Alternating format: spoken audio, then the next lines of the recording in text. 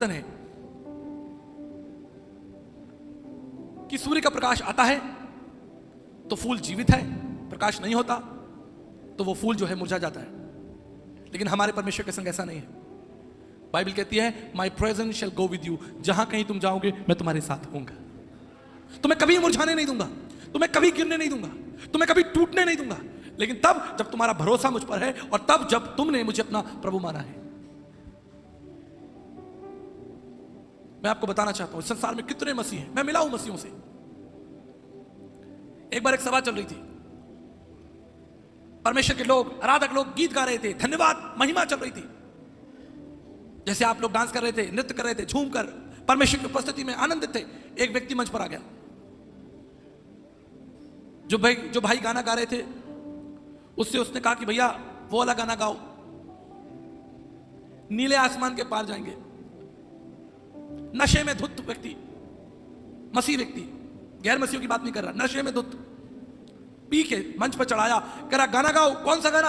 अरे भाई नीले आसमान के पार जाएंगे। आराधक ने कहा भाई तुम पहले ही नीले आसमान के पार हो और तुम्हें मैं कितना ऊपर भेजूं? तुम पहले ही नीले आसमान के पार हो, तुमने दारू चढ़ा रखी है और तुमको मैं कितना नीले आसमान के। ये मसीहों की हालत है। बच्चे नष्ट हो गए,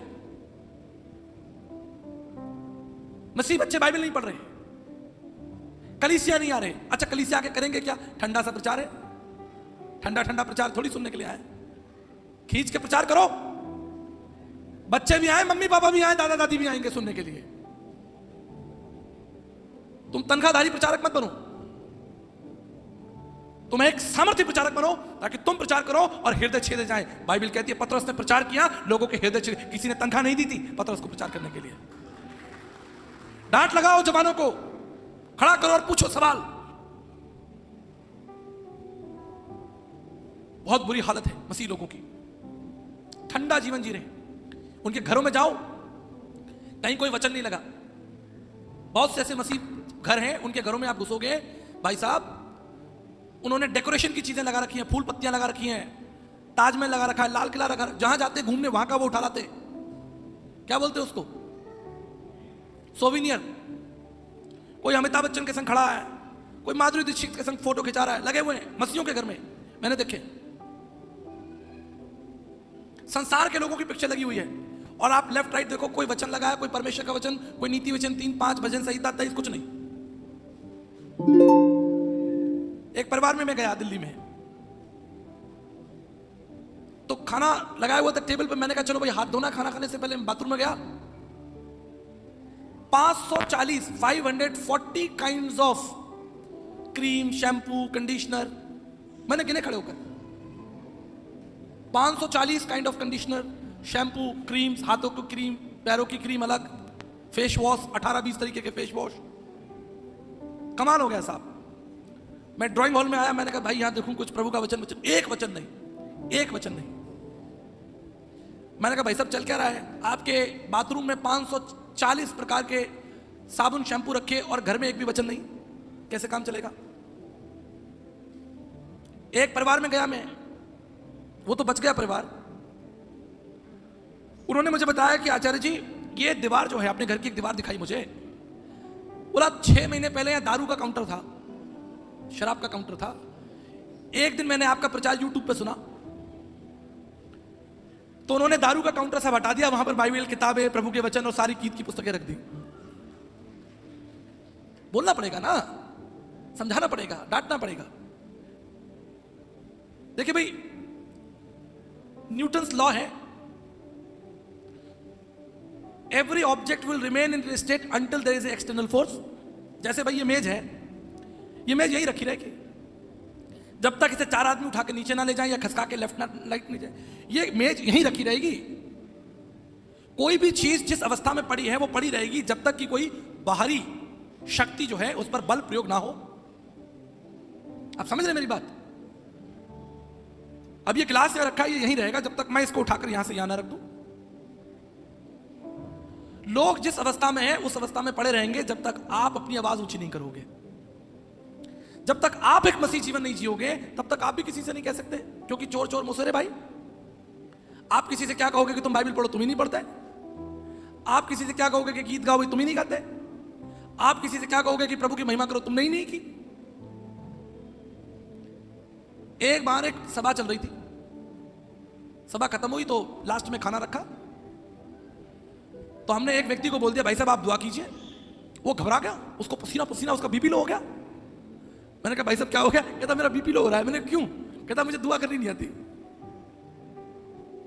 40 साल से तुम चर्च आ रहे हो, तुमको दुआ करनी नहीं आती? उसका बीपी लो हो गया, सच बता रहा हूं, पसीना पसीना हो गया, घबरा गया, उसको लगा कि मेरा प्राण ही निकल जाएगा। तो जो जिस अवस्था में है वो पड़ा रहेगा जब तक आप उसे धक्का नहीं लगाओगे कि भैया आगे बढ़ो। सारी दुनिया पाप में पड़ी थी, इसलिए स्वर्ग से प्रभु यीशु मसीह को उतर कर आना पड़ा धक्का लगाने के लिए। नहीं, क्या एक अंधा दूसरे अंधे को मार्ग दिखा सकता है पास्टर साहब? जब सब अंधे थे तो प्रभु को स्वयं उतरना पड़ा, इस संसार में उतर कर आए और हमें धक्का लगाया, यानी हमें वचन दिया, हमसे बात की, आशीष की वचन भी बोली, सद्भावना के वचन भी बोले और डांट भी लगाई। नहीं लगाई डांट? आप मुझे बताओ। मंदिर की चौकियां उलट दी उसने, कोड़ा बना लिया उसने अपने कपड़ों को उसका। खैर वो तो हम नहीं करते, वो अधिकार तो प्रभु का ही है। एक शानदार मसीह जीवन जिए, खरा जीवन जिए। मैं आपको बताता हूं, जब परमेश्वर की दृष्टि नूह पर पड़ी, प्रभु ने कहा यह खरा व्यक्ति है। आपके लिए बोल सकता है, मेरे लिए बोल सकता है कि यह खरा व्यक्ति है। मैं आपको सच्ची बात बताता हूं, जिस दिन इस वचन पर मैंने कोविड के दिनों पर मनन किया कि नोहा एक खरा व्यक्ति है, मैं बस उसके पीछे पड़ गया। मैंने कहा अब तो मैं भी खरा बनूंगा, मैं सच बोलूंगा, चाहे किसी को बुरा लगे किसी को अच्छा लगे, मैं सच बोलूंगा। अपने जीवन की छोटी छोटी बातों के लिए मैं सच बोलता हूं, सच बोलूं। मेरे फोन में पासवर्ड नहीं लगा, कोई भी चेक करे, मेरी बाइबल उठाकर देखिए आप। मैं आपको अपने ऊपर फोकस करने के लिए नहीं बता रहा, लेकिन मैं आपको बताना चाहता हूं कि जब आप परमेश्वर के वचन को मनन करेंगे, आप सिद्धता की तरफ बढ़ेंगे। मैंने निर्णय लिया कि मैं सच बोलूंगा, चाहे परिस्थितियां कितनी कठिन हो, मैं सत्य का प्रयोग करूंगा। मैं धन में ईमानदार रहूंगा, किसी एक व्यक्ति के धन की 1 रुपए की बेईमानी नहीं करूंगा। मैंने प्रण किया। क्यों? क्योंकि परमेश्वर ने जब नोहा को देखा, उत्पत्ति 6 अध्याय में कहा कि यह व्यक्ति खरा है। अय्यूब के लिए कहा यह खरा व्यक्ति है, सिद्ध है। और यही परमेश्वर का निमंत्रण है कि उसने आपको भी खरा और सिद्ध होने के लिए बुलाया है। अब बाहर से कैसे लगते से कोई फर्क नहीं पड़ता, आपका हृदय कितना पवित्र है। काम कीजिए अपने हृदय के ऊपर, वचन के द्वारा इसे तैयार कीजिए, धक्का लगाइए, ये तैयार हो जाएगा। जवानों को मैं कहना चाहता हूं, मनन कीजिए, चिंतन कीजिए, परमेश्वर के पास आइए, घुटने टिकाइए, आंसू बहाइए, रोइए, परमेश्वर से कहिए कि प्रभु आप मुझे सिद्ध कर दीजिए। वो आपको सिद्ध कर देगा, इसलिए संसार में वो आया था। वचन कहता है कि एक व्यक्ति जब मन फिराता है तो स्वर्ग में महिमा होती है। हालेलुया। पृथ्वी पर मन फिराता है और स्वर्ग में महिमा होती है। कीजिए अपने आप को खरा, सच्चा और ईमानदार, यही आपकी भक्ति है। अपने शरीर को भागता हुआ बलिदान करके चढ़ाइए, सच्चाई के लिए चलिए, खड़े हो जाइए सच्चाई के लिए, ईमानदार रहिए। हर प्रकार का नशा, हर प्रकार की बुराई छोड़ दीजिए। जो कुछ आपको लगता है कि यह परमेश्वर की दृष्टि में अपवित्र है, उसे छोड़ दीजिए। देखिए आप सामर्थ्य हो जाएंगे, आप हाथ रखेंगे बीमार चंगे हो जाएंगे, आप बोलेंगे जीवन चंगे होंगे, लोग आप पर भरोसा करेंगे, कहेंगे ये व्यक्ति परमेश्वर का जन है। आज क्या हो रहा है संसार में? बड़े बड़े पढ़े लिखे लोग जेल में जा रहे हैं। अभी पंजाब का इतना बड़ा पुलिस ऑफिसर जेल में गया, क्या? करोड़ों रुपए का घूस ले लिया। क्या लाभ हुआ? संसार को तुमने प्राप्त किया, अंत में तुम्हारी बेइज्जती हो गई, तुम जेल में जा रहे हो। अभी 2 दिन पहले की आपने खबर पड़ी होगी, आई थिंक डीआईजी थे, देखेंगे तिहाड़ जेल के अंदर, वहां पर आपको बड़े बड़े अधिकारी, मंत्री और बड़े बड़े उद्योगपति मिलेंगे। आपको बड़े बड़े अधिकारी, मंत्री और क्या हो रहा है जीवन का? सारा संसार पाप में पड़ा है। आप संसार को तो नहीं बचा सकते, लेकिन जो लोग आपकी आवाज सुन रहे हैं उन्हें तो बचा सकते हैं। And that is the reason when God calls you. परमेश्वर आपको बुलाता है, संसार से तुम्हें अलग करता है। संसार तो पाप की तरफ तुम्हें खींचेगा, लेकिन तुम्हें स्थिर रहना है, तुम्हें खरा रहना है, तुम्हें ईमानदार रहना है। और यह तभी संभव है जब आप संसार की शक्तियों से भरोसा हटा लें। जब तक आप संसार की शक्तियों पर भरोसा रखेंगे, आप गिर जाएंगे।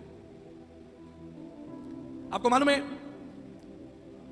8 नवंबर 2016 को नोटबंदी हुई, सही कह रहा हूं? तारीख सही है। दूसरे दिन उसने अपने बेटे को बुलाया, बोला अरे भाई कोई वो बच सकते हैं हमारे पैसे कि नहीं बच सकते हैं? बेटे ने कहा पिताजी पता नहीं, अभी तो कोई भरोसा नहीं, ऐसा पूरे देश में। दूसरे दिन बुलाया कि अब कुछ हो सकता है क्या? तीसरे दिन बुलाया, चौथे दिन वो व्यक्ति चला ही गया संसार से, चला गया। पेपर में छपा उसका फोटो, उसका नाम, बैंगलोर का व्यक्ति, कई लोगों के नाम छपे थे। क्या लाभ? आप धन इकट्ठा करें,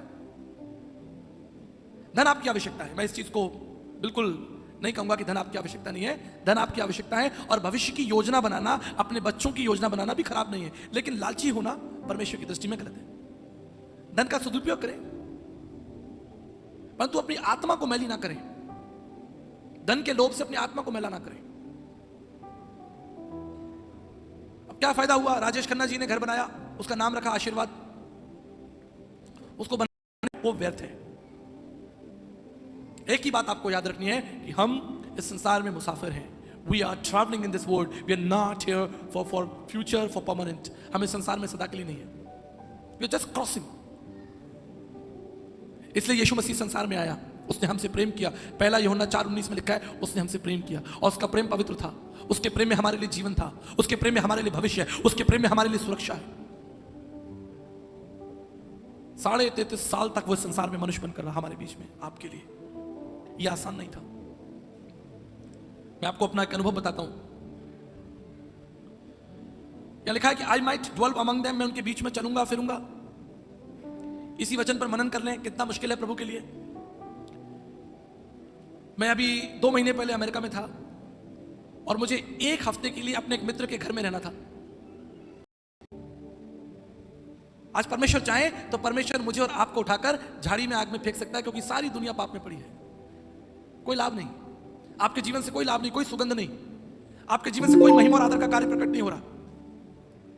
लेकिन फिर भी उसने हमें जीवन का एक और मौका दिया है। हालेलुया। एक और मौका उसने हमें आपको दे दिया है। आप जानते क्यों? Because we are not cockroaches, we are the sons and daughter of most high. ये उसके पास हक है कि वो हमें मार सकता है, लेकिन फिर भी उसने हमें बचाया है। मेरी यही प्रार्थना है प्रियो, संसार के पीछे मत भागिए, धन संपत्ति के पीछे मत भागिए, पद और प्रतिष्ठाओं के पीछे मत भागिए, नाम और शौहरत के पीछे कभी मत भागिए। आप भागे तो केवल इस बात के लिए कि परमेश्वर आपसे प्रेम करता है। यीशु मसीह के पीछे भागिए, आपको जीवन मिलेगा। 1994 में ओलंपिक था। सारे धावक मैदान में खड़े हैं उस लाइन तक, और धीरे धीरे, बहुत धीरे उसे उस स्थान तक पहुंचा दिया जहां वो दौड़ खत्म होती है, फिनिश लाइन तक। मेरी बात याद रखिएगा, हम सब दौड़ हार चुके हैं। We all have lost the race. लेकिन मसीह के उस कंधे के द्वारा हम उस लाइन तक पहुंच चुके हैं जहां वो दौड़ पूरी होती है। हमें से कोई भी ईमानदार नहीं, कोई भी सच्चा नहीं, कोई भी परिपक्व नहीं, लेकिन उसने अपना कंधा दिया, उसने अपना हाथ बढ़ाया और कहा, ये जगत के लोगों, मुझ पर विश्वास रखो, मुझे तुम्हारा ध्यान है। इससे कोई फर्क नहीं पड़ता आप किस जाति, किस समाज, किस भाषा, किस कुल के हैं। बाइबल कहती है, जितनों ने उस पर भरोसा रखा, परमेश्वर ने उन्हें उनकी संतान होने का अधिकार दे दिया। मेरे प्रियो, आज जब मैं अपने संदेश को समाप्त करना चाहता हूं, मेरी एक ही प्रार्थना है, अपने जीवन का मूल्यांकन करें। दीवारों पर लटके रह जाएंगे, आपका नाम दीवारों पर होगा, लेकिन उसे देखने के लिए आप नहीं होंगे। वो सर्टिफिकेट्स जो लोगों ने तुम्हें दिए हैं, समाज ने तुम्हें दिए हैं, संगठन ने तुम्हें दिया है, तुम्हारी महिमा, तुम्हारी जय जयकार की है, वो सब कुछ मिट्टी हो जाएगा। लेकिन बाइबल कहती है, जिसने उसके पुत्र पर विश्वास किया है, अगर वो मर भी जाए तो उसे दोबारा जीवन मिलेगा। Jesus will come back. मैं बताना चाहता हूं, एक बार मेरी एक सभा में ओशो के एक शिष्य आए। उन्होंने एक बात कही, उन्होंने कहा, आई फॉलो ओशो। पर अब जब मैंने मसीह के बारे में सुना है, मुझे मसीह के बारे में अच्छा लगने लगा है। लेकिन एक बात मुझे समझ नहीं आती, क्या आपने प्रचार किया कि एक दिन सारी कब्रें खोली जाएंगी और हर एक प्राणी उसमें से निकलेगा? ऐसा कैसे हो सकता है? ओशो ने हमें यह नहीं बताया। पहली बार हमने पुनरुत्थान के बारे में सुना है, लेकिन सवाल यह है, ऐसा कैसे होगा? एक व्यक्ति जो मर गया है, जिसे मरे हुए 500, 700, 1000 साल हो गए, क्या वो उस कब्र में से निकलेगा? ये कैसे होगा? ओशो ने हमें इसके बारे में कभी नहीं बताया। मैंने कहा, बैठिए, पवित्र शास्त्र बाइबल को पढ़िए। बाइबल कहती है, God created everything out of nothing. कुछ नहीं था, लेकिन उसने अपने शब्द से संसार को दोबारा संसार को बना दिया। जब आपकी कब्र खोली जाएगी, कोई फर्क नहीं पड़ता कि वह हड्डी है कि नहीं है, मांस है कि नहीं है, लहू है कि नहीं है। God will speak, He will create you even if there is nothing. उस स्थान पर आपकी कोई हड्डी नहीं है, कोई मांस नहीं है। आप जानते हैं, उन्होंने पूरी बाइबल ली, 8 महीने बाइबल का अध्ययन किया, और 8 महीने बाद मुझे फोन किया कि मैं अपना जीवन यीशु मसीह के हाथों में देना चाहता हूं, क्योंकि उसकी बातों में ओशो से अधिक सच्चाई और सामर्थ्य है। तुम्हारा ज्ञान मनुष्यों की चालाकियां और मनुष्यों के तर्कों पर नहीं, लेकिन मसीह की सामर्थ पर और उसके बलिदान पर निर्भर हो। इस संसार में बड़े बड़े दार्शनिक हुए, मैंने दार्शनिकों को पढ़ा है, सुकरात से लेकर प्लेटो से लेकर, न केवल दार्शनिकों को पढ़ा है, लेकिन आज मैं आपको इस 150 रुपए की बाइबल से संदेश देना चाहता हूं कि संसार में अगर कुछ सत्य है तो वो केवल यीशु मसीह है, उसके अलावा कुछ नहीं। उसने कहा है, मैं तुमसे सच सच कहता हूं कि मैं वापस आऊंगा और तुम्हें लेकर जाऊंगा। सारा संसार देखेगा, जितनों ने उस पर विश्वास किया है उनका नाम जीवन की पुस्तक में है, जितनों ने उसे अपना प्रभु माना है उनको एक बार फिर से जीवन मिलेगा। हम सब चाहे मिट्टी में बो दिए जाएं, लेकिन उसके वचन की सामर्थ के द्वारा फिर से खड़े होंगे। हम आकाश में उठाए जाएंगे। पौलुस कहता है, एक दूसरे को ढांढस देना, एक दूसरे को हिम्मत देना। मसीह बादलों से उतरेगा और सारी आंख, पूरी दुनिया बादशाहों के लोग उसे उतरते हुए देखेंगे। आप जानते हो क्यों? क्योंकि वो जीवित, विश्वास योग्य और सामर्थी परमेश्वर है। हालेलुया! क्योंकि वो